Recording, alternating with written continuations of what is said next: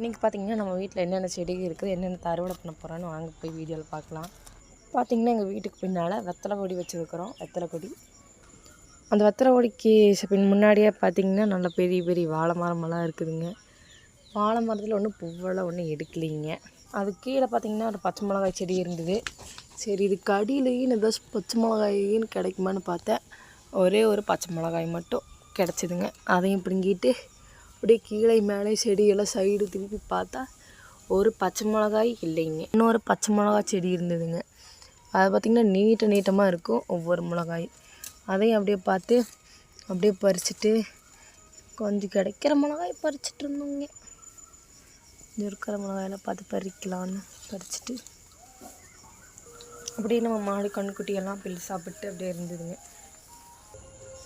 பார்த்திங்கன்னா கருவேப்பிலை செடி, மாங்காய் மரம், இங்கே பாருங்க வாழை மரம் நல்லா புதுசாக நட்டி இருக்கிறோம். பார்த்திங்கன்னா கொய்யா மரமெல்லாம் வச்சுருக்கிறோம்.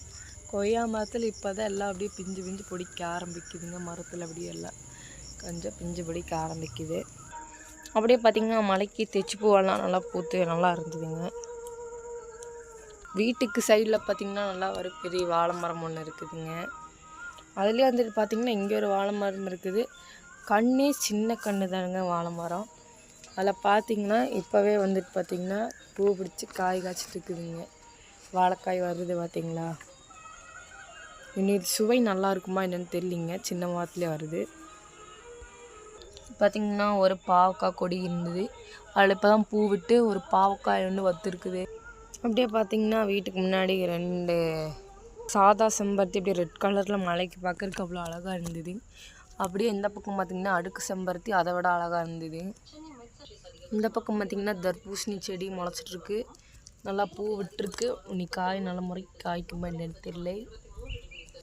பார்த்திங்கன்னா முள் சீத்தாப்பழம் மரம் ஒன்று வச்சுருக்குறோம். இன்னைக்கு காய்க்கிறதுக்கு நாளாகும். அப்படியே பார்த்திங்கன்னா இது அப்படியே மாதுளப்பழம் செடி பாருங்கள்.